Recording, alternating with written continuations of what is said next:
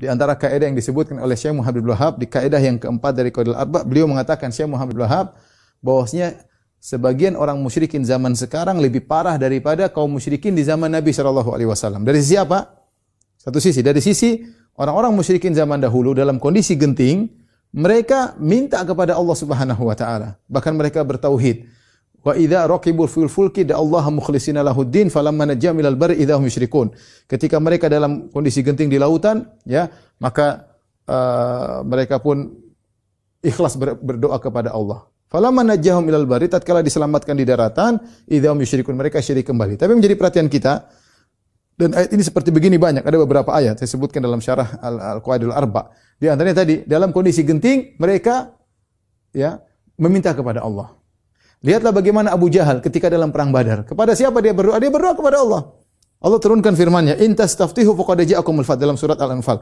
Kalau kalian minta keputusan, maka Allah telah beri keputusan. Lihat dalam buku tafsir bagaimana Abu Jahal ketika dalam perang Badar dia berkata, "Allahumma ayyuna aqta'u lirrahim wa atana bima lam na'rif fa ahinhul ghadat."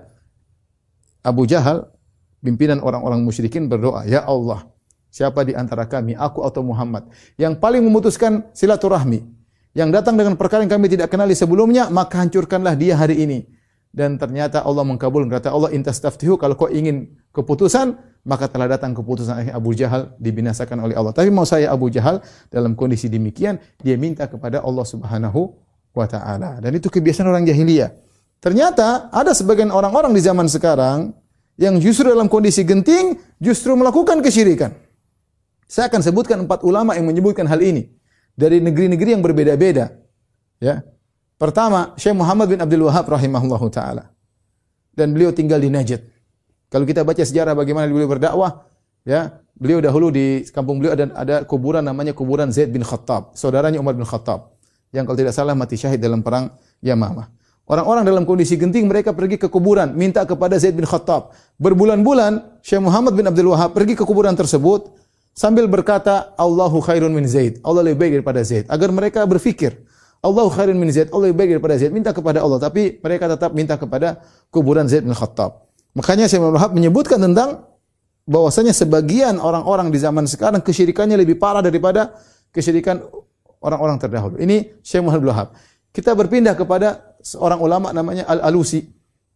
Seorang ahli tafsir, punya buku tafsir, dan dia ada Ahlul Bait. Al-Alusi adalah keluarga Ahlul Bait, Habib, ya.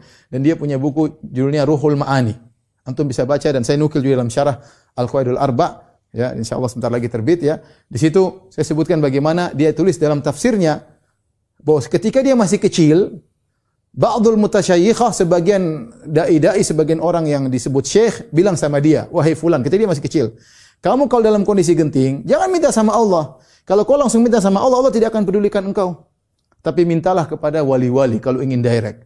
Kalau kau minta kepada wali-wali, wali-wali akan perhatian kepada engkau dan engkau akan diselamatkan." Kata Al-Alusi, dan dia adalah Ahlul Bait, saya begitu dengar perkara yang mengerikan. Bagaimana saya diwasiatkan seperti itu? Bayangkan dalam kondisi genting, jangan minta kepada Allah, tidak akan peduli dengan engkau. Suudzon kepada Allah. Kamu siapa mau didengar sama Allah? Supaya didengar, minta lewat wali-wali. Ya. Dan ini ulama Irak. Kemudian dia sebutkan, dan demikianlah sebagian dai-dai sekarang, sebagian syekh-syekh di zaman dia, seperti ini pemikirannya. Dia sebutkan dalam tafsirnya. Ya. Ingat ya, dia lain tempat, di Irak. Ternyata dia cerita di Irak juga demikian. Contoh lagi perkataan Asy-Syaukani. Al-Imam Syaukani dalam tafsirnya, Tafsir Qadir, Fathul Qadir. Al-Imam Syaukani ulama Yaman. Ulama Yaman. Dia juga membahas dengan pernyataan yang sama. Ketika dia menafsirkan ayat tentang bagaimana orang-orang musyrikin dahulu ketika dalam kondisi terdesak minta kepada Allah dan lupa dengan kesyirikannya, dia mengatakan bahkan orang sebagian sekarang dalam kondisi genting malah minta kepada mayat-mayat. Dia mengatakan demikian. Bagaimana keyakinan mereka terhadap mayat-mayat menjadikan mereka parah seperti ini? Yang dia mengatakan telah sampai kabar kepadaku tentang seperti ini dengan kabar yang mutawatir. Artinya banyak orang-orang melakukan demikian, kata Syaukani. Dan Syaukani itu ulama Yaman. Dia bercerita tentang kondisi penduduk di Yaman.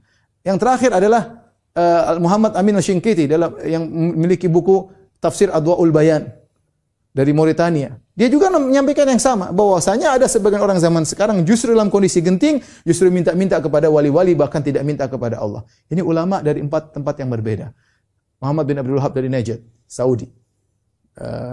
Al-Alusi dari Irak, Syaukani dari Yaman, Muhammad Amin Syinkiti dari Mauritania. Tapi mereka semua sepakat bahwasanya bahwasanya ada sekelompok orang yang mereka dalam kondisi genting justru minta-minta kepada selain Allah, menganggap wali-wali sebagai tempat pertolongan mereka, dan mereka terjerumus dalam kesyirikan gara-gara pengkultusan terhadap orang-orang yang saleh.